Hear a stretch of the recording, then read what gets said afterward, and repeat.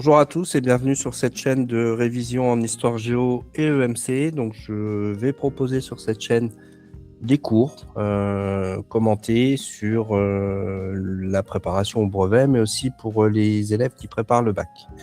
Et donc, pour cette première vidéo, je propose un cours pour les élèves de 3e sur le premier chapitre d'histoire, donc dans le thème 1 qui traite de l'Europe durant les deux grandes guerres mondiales, les régimes totalitaires et la France sous l'occupation.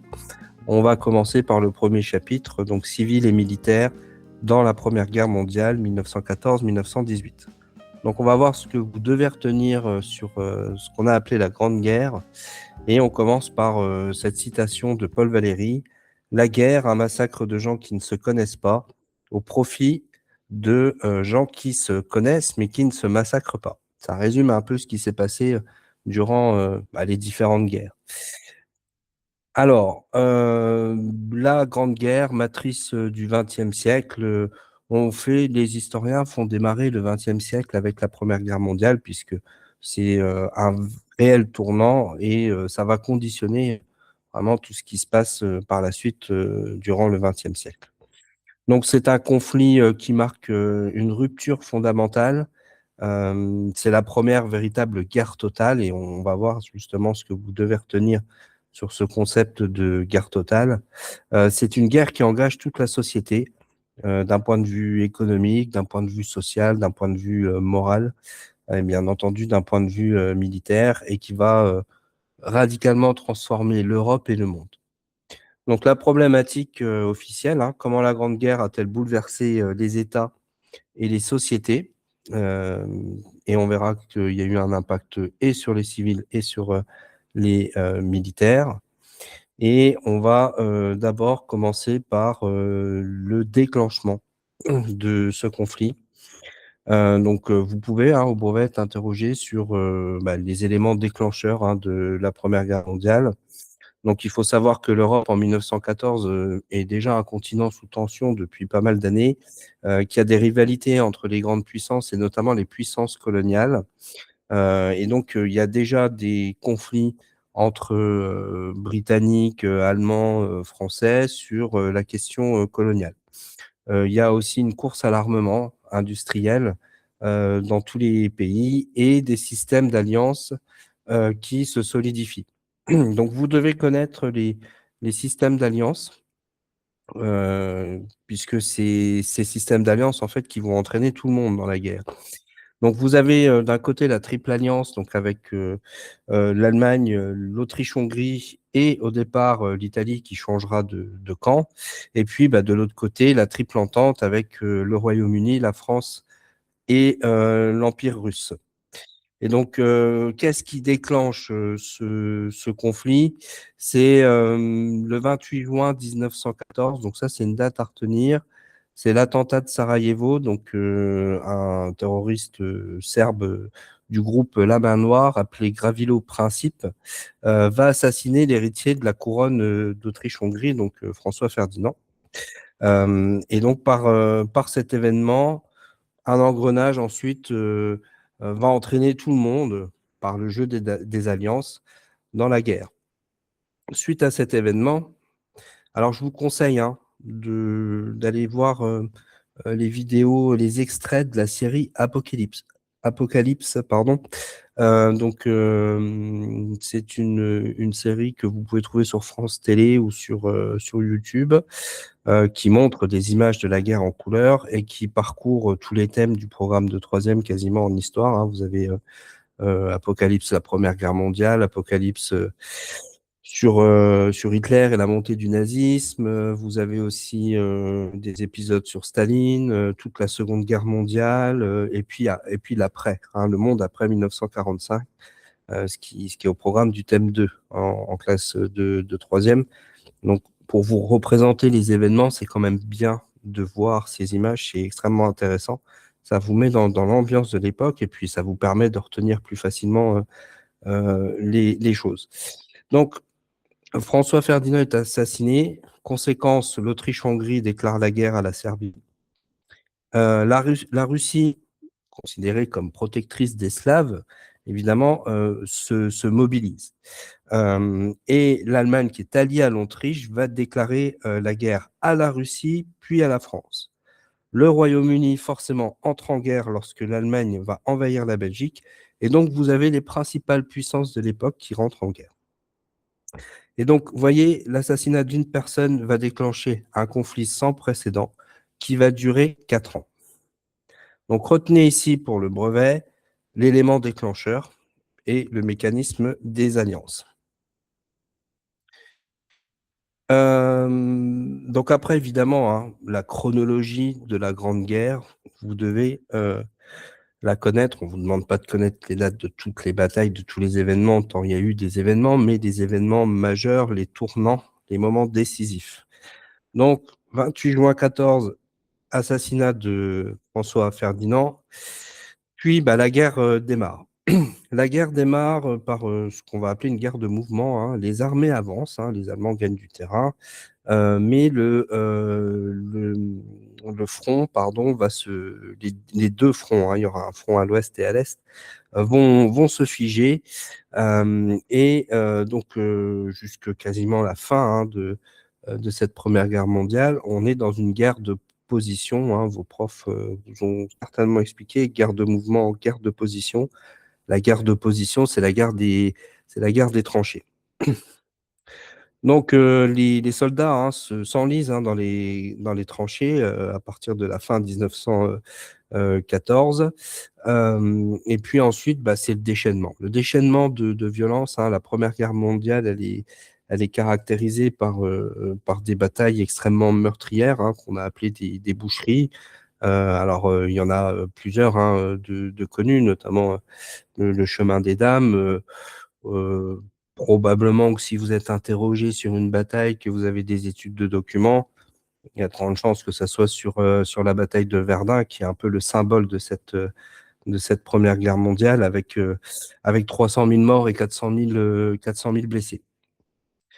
Voilà, donc le conflit s'enlise, les armées n'avancent plus, des milliers, des dizaines de milliers de morts, voire des centaines de milliers de morts pour gagner quelques centaines de mètres dans des batailles terribles. C'est le gros de cette guerre. Puis en 1917, il y a plusieurs tournants. D'abord, les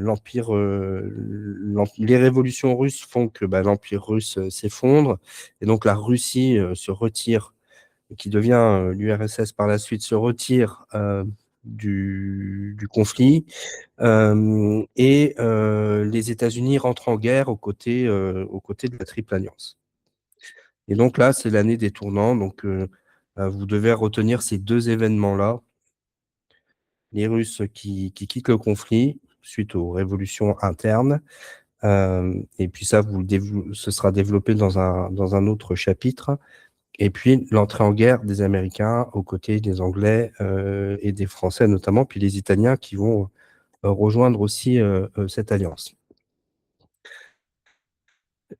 À partir du printemps 1918, les Alliés, la Triple Alliance, vont réussir à faire des percées sur le front, à enfoncer des lignes allemandes, et donc la guerre de mouvement reprend jusqu'au 11 novembre 1918. Donc date aussi à retenir. Le 11 novembre 1918, c'est l'armistice. Donc l'armistice, c'est pas tout à fait la fin de la guerre, finalement, c'est la fin des combats.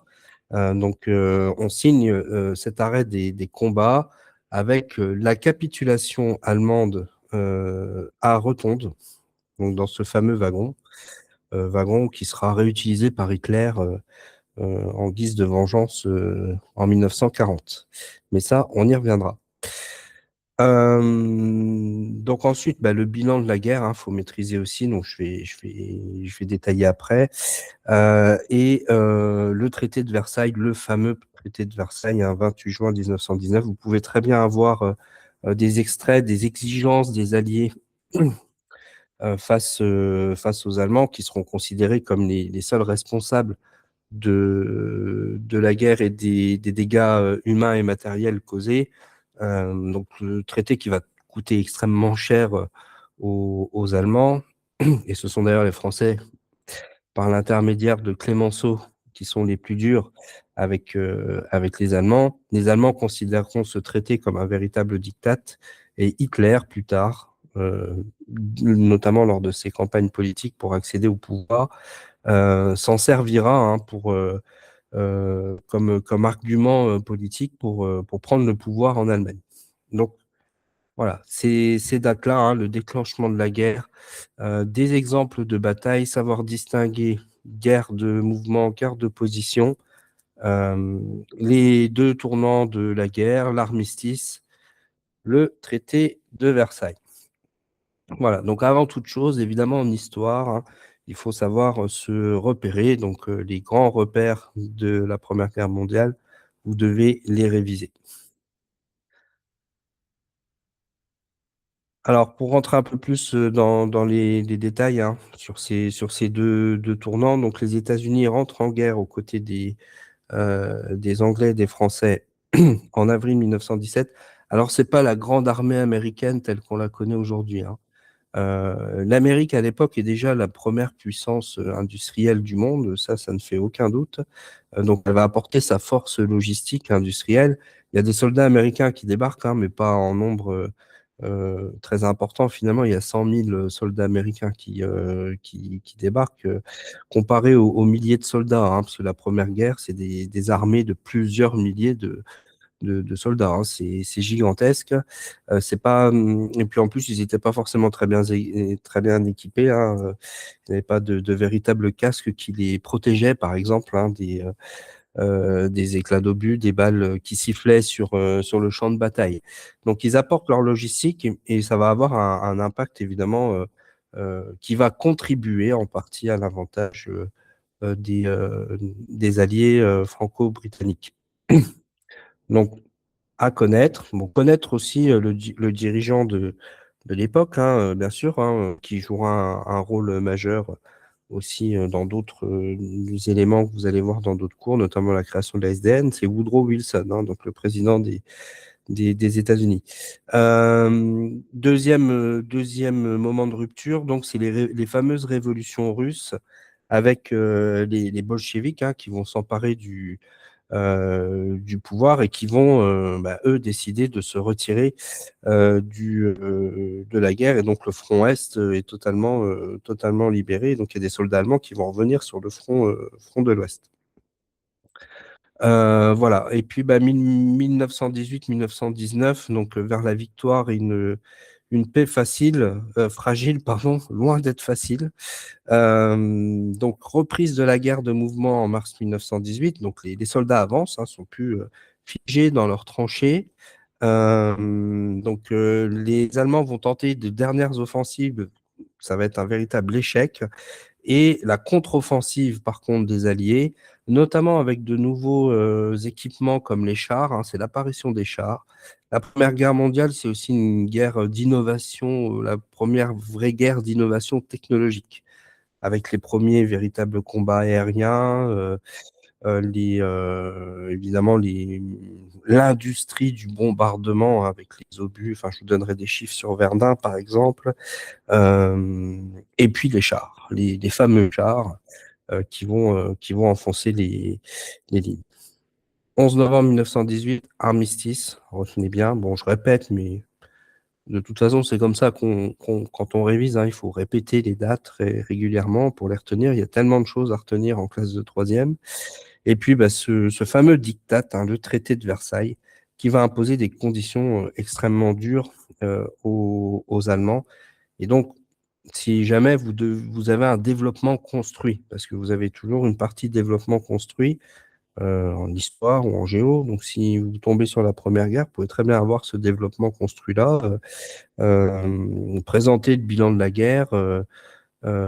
Et donc, il faudrait parler évidemment du traité de Versailles et de montrer que ce traité, qui est censé être un traité de paix, est un traité en fait qui ne ferme pas, qui ne ferme pas ce conflit, mais qui ouvre la porte à un futur conflit, tant le déséquilibre est important dans ce traité.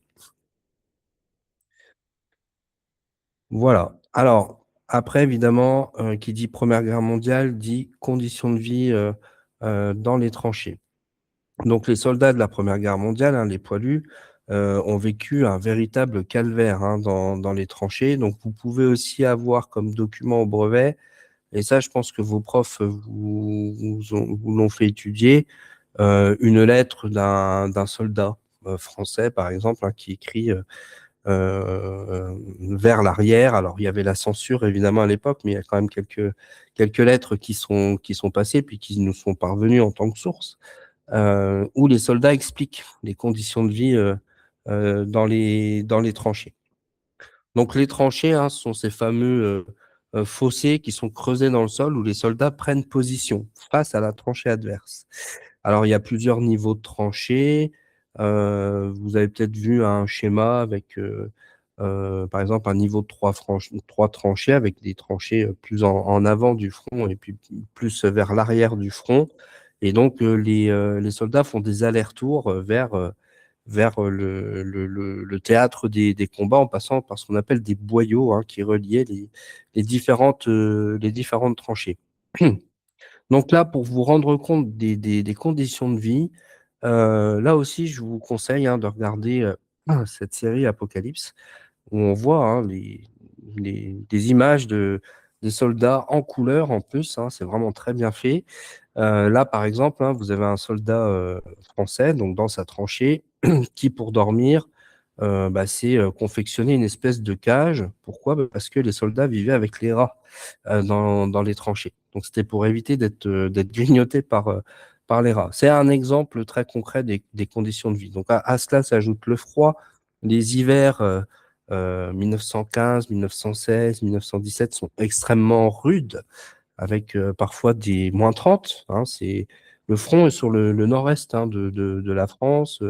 Et donc, à l'époque, il faisait extrêmement froid, beaucoup plus froid qu'aujourd'hui. Donc, voilà, bien avoir en tête des exemples sur sur ces conditions de vie. Le no man's land, donc le no man's land, c'est l'espace qui est situé entre, bah, votre tranchée puis la tranchée de l'adversaire. Pourquoi est-ce qu'on l'appelle no man's land? Bah, parce que c'est un espace extrêmement meurtrier, hein. Il faut vous imaginer, euh, votre, euh, votre capitaine sonne la charge, vous devez sortir de la tranchée, fusil baïonnette à la main, courir jusqu'à la tranchée adverse en évitant les obus, les balles, les attaques au gaz, les bombardements aériens, les barbelés, etc., etc.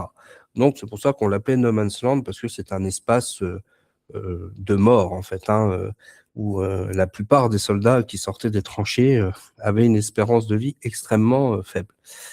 Voilà, donc le vocabulaire, hein, sur la guerre, sur les tranchées est à connaître. Et donc le front, évidemment, hein, c'est la zone de combat direct où les armées se font face. Mmh. Alors ensuite, l'expérience combattante, l'enfer de Verdun. Là aussi, ça peut être l'objet d'une étude de document au brevet. Donc la bataille de Verdun, c'est 10 mois de combat, hein, ça démarre en février 1916 pour se terminer en décembre 1916. C'est vraiment le symbole de cette Première Guerre mondiale, parce que c'est le paroxysme, donc vraiment la guerre mise à son maximum au niveau industriel. 2 millions de soldats français et allemands s'y affrontent pendant 10 mois, avec 50 millions d'obus qui sont tirés. Et les premiers jours, donc c'est les Allemands, hein, qui attaquent, des bombardements. euh, les bombardements étaient entendus à des centaines de kilomètres. C'est vous dire le vacarme de ce déchaînement d'obus. Alors, si vous n'êtes jamais allé à Verdun, hein, c'est pareil, hein, vous pouvez regarder des petites images sur YouTube. Il existe encore sur les sites les stigmates, hein, c'est-à-dire qu'on voit encore des traces, hein, sur le sol plus de 100 ans après de ce déchaînement d'obus. Donc, c'est 300 jours de combat ininterrompus, 2 millions de soldats qui sont mobilisés. Alors, il y a du turnover évidemment, comme on dit, avec, la fameuse voie sacrée mis en place par, l'armée française, hein, où, le front est ravitaillé en hommes, en matériel, de manière, continue, hein, pendant 10 mois. 1 000 morts par jour, 1 000 morts par jour, hein, 700 000 morts et victimes. 700 000 morts et victimes, donc 300 000 morts, 400 000, blessés, avec des conditions de vie, extrêmement, terribles, où, les, combattants devaient faire face, évidemment à la boue dans les tranchées, le froid, les poux, les maladies, infectieuses, les problèmes, d'hygiène, la peur. Alors vous avez des fois des textes, hein, qui racontent que les soldats,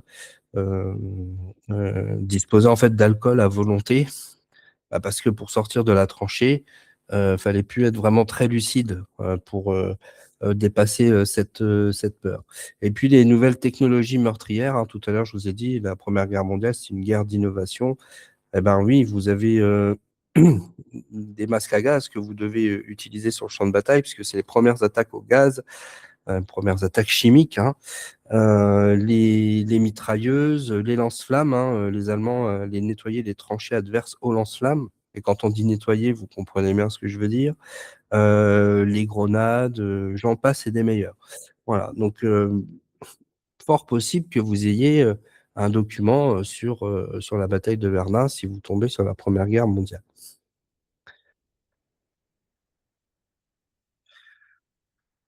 Donc on vient de voir les conditions terribles, des soldats, donc évidemment c'est une guerre, totale d'un point de vue, militaire, hein. Les chiffres que vous avez vus, hein, prenez juste, l'exemple des 300 000 morts, à Verdun. Aujourd'hui, l'armée française en nombre, c'est à peu près ça, hein, c'est à peu près 300 000 soldats. Donc, c'est pour que vous ayez bien en tête des ordres de grandeur, hein. Ce sont des guerres terribles, hein, 1re et 2e guerre mondiale. Donc, vous pouvez être aussi interrogé sur le concept de guerre totale. Donc, il faut savoir en donner une définition. Donc la guerre totale, c'est une guerre qui mobilise l'intégralité des ressources humaines, donc pas simplement les militaires, mais aussi les civils, toutes les ressources économiques. Donc par exemple, les usines de construction automobile, bah, sont transformées en usines de fabrication d'obus, hein, durant la guerre. Donc tout le tissu industriel, est mobilisé. Mobilisation, morale aussi, donc heu, à l'école, dans les médias de l'époque, donc la presse, hein. Grosso modo, il y a pas de réseaux sociaux, il y a pas de télé, il y a pas de tout ça, mais il y a, des, moyens de, diffuser de la propagande. Donc c'est aussi une guerre de propagande où on doit, absolument diaboliser, l'ennemi.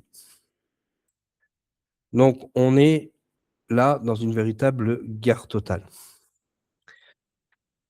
Alors, concernant les civils, la Première Guerre mondiale, c'est une guerre, aussi économique, c'est une course, de vitesse, pour ravitailler, les armées gigantesques.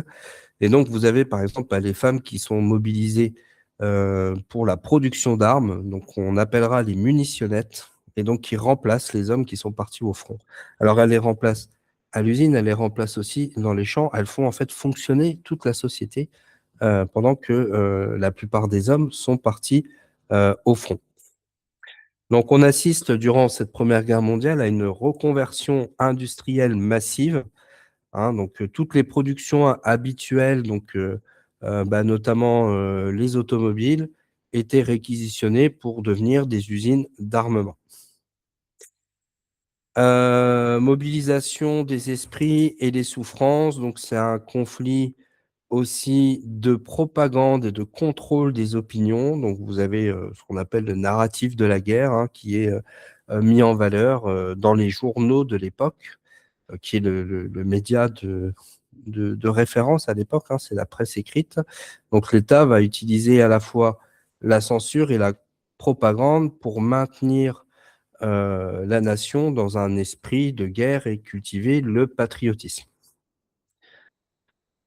Financement par, l'effort citoyen, l'État emprunte, hein, donc c'est le grand emprunt, durant la Première Guerre mondiale, l'État va emprunter auprès des citoyens français pour financer la guerre. Et l'État français fera plus que ça, il va vendre une grande partie de son or, notamment, hein.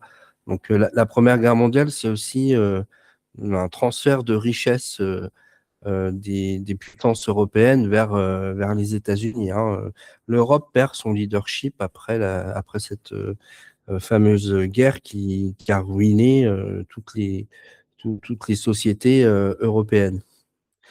Et puis, bah, c'est une guerre totale aussi dans le sens où il y a quand même 10 millions de victimes civiles. Donc la logique n'est plus uniquement les combats entre militaires, mais vous avez des bombardements qui font d'énormes victimes civiles. Alors on en parlera un peu plus durant la Seconde Guerre mondiale, où là c'est vraiment une logique d'anéantissement. Voilà, donc retenez, guerre totale égale mobilisation humaine, militaire et toute la société civile, mobilisation économique, toutes les ressources financières, industrielles tournées vers la guerre, mobilisation morale, propagande, censure, ce qu'on appellera le bourrage de crâne, qui vise à obtenir le consentement de toute la population.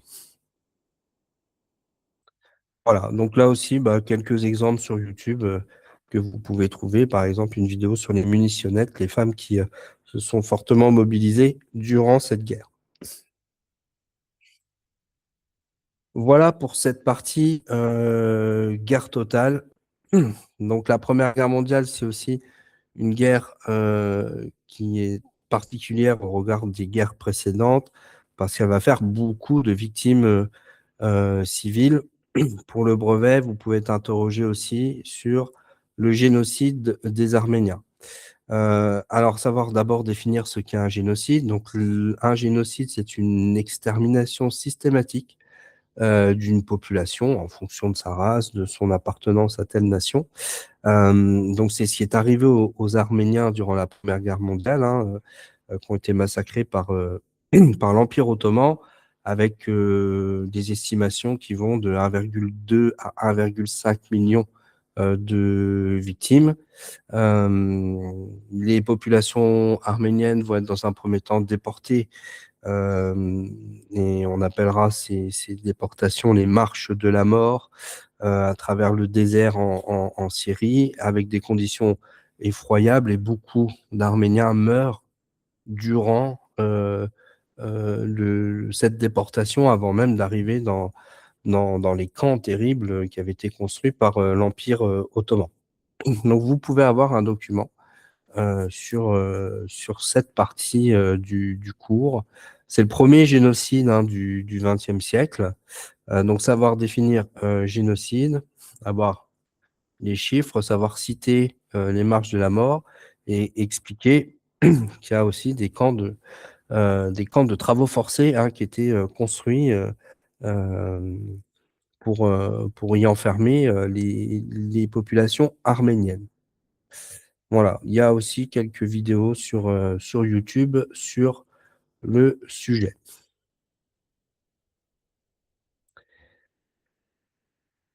Alors, autre fait qui peut être abordé, même si je pense que c'est plutôt dans le cadre du chapitre sur les régimes totalitaires que vous pouvez être interrogé dessus, mais pourquoi pas, vous pouvez tomber aussi sur les révolutions russes, donc la révolution de février et d'octobre, avec le fameux Octobre rouge. Donc, qu'est-ce qui s'est passé? La Russie, à l'époque, c'est un empire, hein, c'est l'empire des tsars de Russie, avec à sa tête le tsar Nicolas II. En février 1917, c'est la chute du tsar, hein, les défaites militaires, les pénuries alimentaires entraînent l'abdication de Nicolas II. Euh, et en octobre 1917, bah, vous avez un coup de force des bolcheviks, hein. Donc les bolcheviks qui s'appuient sur l'idéologie communiste, donc qui vient du marxisme, hein, Karl Marx, et avec à leur tête Lénine. Donc Lénine qui va mener cette révolution et qui va réussir à s'emparer du pouvoir, et ce sera par la suite le début de l'URSS. Donc l'URSS, dictature communiste avec Lénine, et puis vous verrez aussi dans un autre chapitre Staline. Voilà, donc là, c'est connaître ces deux événements de 1917 qui entraînent d'abord la chute de l'Empire russe, qui se retire de la guerre, et puis le coup de force bolchevique. Alors, le bilan de la Grande Guerre. Donc le bilan, il est terrible, hein. Donc une Europe transformée et meurtrie, c'est la fin aussi de ce qu'on a appelé l'hégémonie européenne, hein. Voilà ce qui arrive quand on mène des guerres totales, on s'autodétruit. Et il faudra faire le lien évidemment avec la construction européenne par la suite, puisque vous avez un chapitre aussi sur la construction européenne. La construction européenne, elle a été faite justement en premier lieu pour ça, pour éviter qu'on s'engage dans une troisième guerre entre États européens. Donc c'est un désastre humain, évidemment, 10 millions de soldats tués, des millions de civils. Alors j'ai pas évoqué les gueules cassées, mais vous avez beaucoup de militaires qui survivent à la guerre, mais dans quel état? Donc, les gueules cassées, c'est ces fameux soldats mutilés par des éclats d'obus et d'autres armes, et qui n'arriveront pas véritablement à se réinsérer dans la société. Donc, c'est un vrai traumatisme, évidemment, à la fois pour les civils et les militaires, cette guerre. C'est la chute de 4 grands empires, c'est la fin de l'Empire allemand, c'est la fin de l'Empire austro-hongrois, c'est la fin de l'Empire ottoman, c'est la fin de l'Empire russe. Donc, c'est un bouleversement géopolitique majeur, la Première Guerre mondiale, avec une nouvelle carte de l'Europe qui ne sera pas sans poser de problème et qui provoquera d'autres conflits par la suite. Alors, c'est la naissance aussi ou la renaissance de nouveaux États, la Pologne, la Tchécoslovaquie et la Yougoslavie. Retenez aussi le traité de Versailles, comme je vous l'ai dit tout à l'heure, avec ce traité qui posera plus de problèmes qu'il n'en réglera. Voilà pour ce chapitre. Au final, on a une paix qui est fragile. Les sanctions contre l'Allemagne sont démentes, puisque l'Allemagne doit payer toutes les réparations de guerre, ce qui occasionnera par exemple l'occupation de la Sarre par les troupes françaises pour récupérer les ressources industrielles allemandes. Et évidemment, les Allemands vont pas le digérer. Donc cette guerre et son point final vont avoir des conséquences qui vont nous mener vers des régimes totalitaires et vers la Seconde Guerre mondiale. Donc ces différents événements sont profondément liés. Donc Hitler se servira de ce fameux diktat de Versailles, c'est un argument parmi tant d'autres, mais qui sera fortement retenu par les populations allemandes. L'Europe profondément redessinée, mais qui pose déjà des problèmes, en fait, des nouvelles frontières. Et puis la paix mondiale qui est très fragile. On essaye de créer une organisation mondiale à l'époque qu'on va appeler SDN, la Société des Nations, mais les principales puissances, et notamment les nouvelles puissances, dont les États-Unis, alors que c'est pourtant le président des États-Unis de l'époque qui a l'initiative, on n'aurait dans cette SDN ni les États-Unis, ni les Allemands, ni les Soviétiques. Donc, dès le départ, c'était peine perdue. Et donc, on a une paix très fragile au sortir de cette guerre. Voilà pour ce chapitre sur la Première Guerre. Donc, la chronologie, les événements de la Première Guerre mondiale, de l'assassinat de François Ferdinand jusqu'au traité de Versailles. Donc, maîtriser tous les événements que je viens d'évoquer, les conditions de vie des soldats dans les tranchées, la guerre totale, et puis un bilan terrible avec le génocide arménien, beaucoup de civils tués, des militaires, des millions de soldats qui sont morts durant cette guerre, et une paix qui reste très fragile.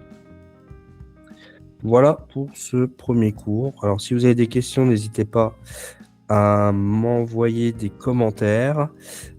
Et puis, bah, si vous souhaitez que j'aborde un point de cours en particulier dans une vidéo, n'hésitez pas non plus. À bientôt.